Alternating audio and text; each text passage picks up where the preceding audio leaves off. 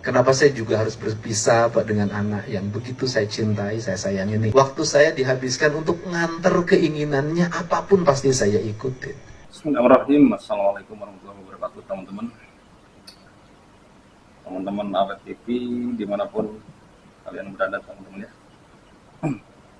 Malam hari ini saya akan mereaksi nih, teman-teman.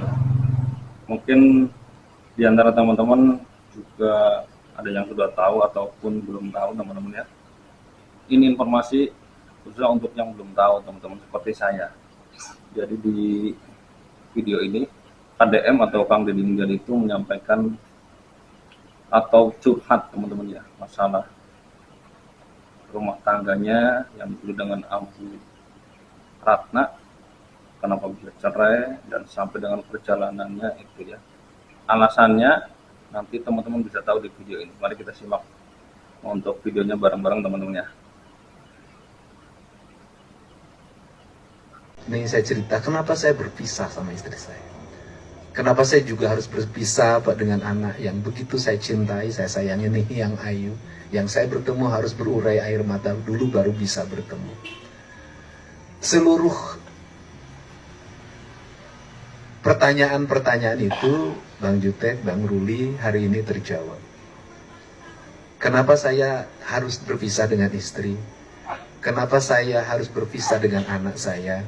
Kenapa saya harus tinggal di sini, tidur di pinggir sungai? Karena saya tidak tidur di situ, Bang.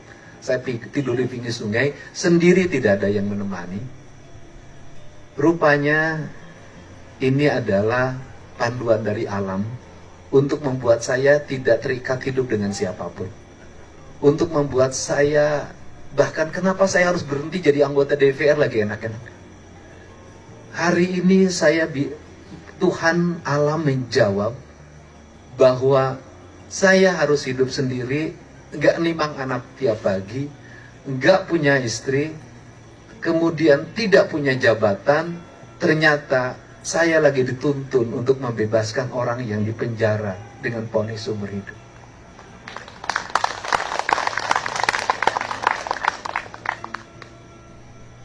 Mungkin kalau hari ini saya dalam rumah tangga yang baik, anak saya lagi lucu-lucunya, mungkin waktu saya hari ini dihabiskan untuk nuntun Nihiyang kemanapun dia pergi. Waktu saya dihabiskan untuk nganter keinginannya, apapun pasti saya ikutin. Waktu saya pasti dihabiskan untuk memeluk dia dalam setiap waktu. Waktu saya pasti dihabiskan untuk tetap di kamar bersama dia, karena kalau ada nih yang datang, maka saya mendedikasikan seluruh hidup saya buat dia, dan saya tidak pernah jauh dari diri. Tetapi kalau hari ini, atau 3 bulan yang lalu, saya melakukan itu, mungkin saya tidak pergi ke Cirebon untuk dari rumah ke rumah, dari pintu ke pintu, dari orang ke orang, dari narasumber ke narasumber, dari saksi ke saksi, dan 24 jam pikiran saya hanya untuk itu. Mungkin saya tidak bertemu dengan Pak Ruli, Bang Jute, dan semua teman-teman Fradi, dan mungkin saya juga tidak bertemu dengan Pak Oto Hasibuan. Dan mungkin 7 terpidana yang dituduh membunuh dan memperkosa tanpa salah sedikit pun, hari ini dia akan menjadi orang yang pulang dari penjara nanti ketika sudah digotong dalam keranda jenazah. Di usia nanti mungkin 50 tahun, 60 tahun. Maka mungkin bisa jadi manusia itu tidak akan pernah sempurna dalam hidupnya. Dan bisa jadi manusia itu tidak akan pernah totalitas dalam hidupnya, manakala terlalu banyak keterikatan dalam dirinya. Sehingga hari ini saya merasa bahagia, kesendirian saya jawab. Jauhnya saya dengan Nihiyang Ayu hari ini dijawab dengan sebuah kebahagiaan. Dan saya hari ini mohon maaf buat Nihiyang yang ayahnya barangkali mengabaikan, walaupun dalam setiap malam saya selalu menangis. Tetapi bahwa jauhnya saya dengan Nihiyang ternyata memberikan warna bagi kemerdekaan manusia yang jauh lebih tinggi. bersama nih yang nanti suatu saat akan bersama lagi, tapi kemerdekaan mereka tidak akan pernah terulang waktunya karena momentumnya hanya hari ini. Untuk itu juga hari ini adalah Habib kebebasan. Jadi kalau dalam teman-teman Kristiani mungkin belajar mengetahui bagaimana seseorang akan terlepas dari pendosa dan membebaskan diri. Dan orang yang lepas dari dosa itu adalah orang yang membebaskan diri, melepaskan diri dan kemudian tidak ada rasa takut dalam hidupnya. Apa yang ada dalam diri orang Sunda? Kenbae urang ulah kababawa. Eta mah batur lain urang. Kalau orang Sunda dalam dirinya selalu kenbae eta mah batur asalah urang. Nanti suatu saat ada masalah menimpa Anda, semua orang akan berkata begitu dan Anda tidak ada yang menolong dan membantu.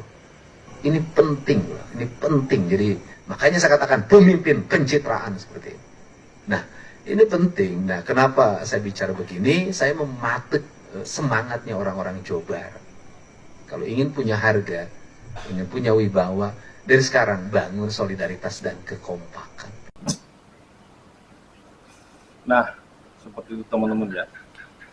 Jadi untuk video ini ternyata dulu pas lagi viral-viralnya yang kasus Vina Cirebon teman-teman. Ini bila menyampaikan seperti itu di hadapan orang-orang yang memang menjadi relawan yang membebaskan 7 terpidana teman-teman. Jadi begitu ya, sampai meneteskan air mata.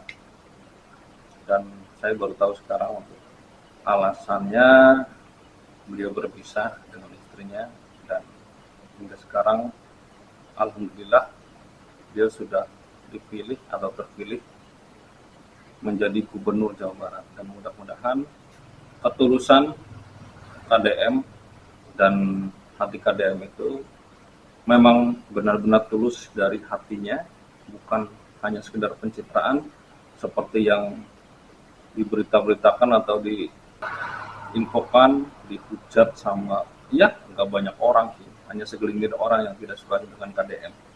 Tapi mudah-mudahan apa yang dilakukan KDM ini memang benar-benar dari hati nurani yang paling dalam, sehingga untuk kebijakan-kebijakannya nanti tidak hanya datang di Jawa Barat, tapi juga menular ke pemimpin-pemimpin di wilayah-wilayah lain teman-teman ya, karena Indonesia butuh itu.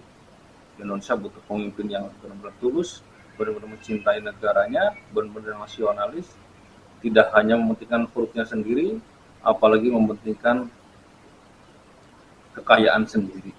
Yang dipentingkan untuk seorang pemimpin itu adalah rakyat. Ya, seperti kita ini rakyat. Inginnya negara Indonesia itu bebas dari kemiskinan, bebas dari koruptor, bersih, penegakan hukumnya benar-benar tegak, semua institusi berjalan dengan sesuai dengan undang-undang, ya, dan bisa menegakkan hukum setegak-tegaknya untuk kita sebagai masyarakat, apalagi kita masyarakat kecil ya teman-teman.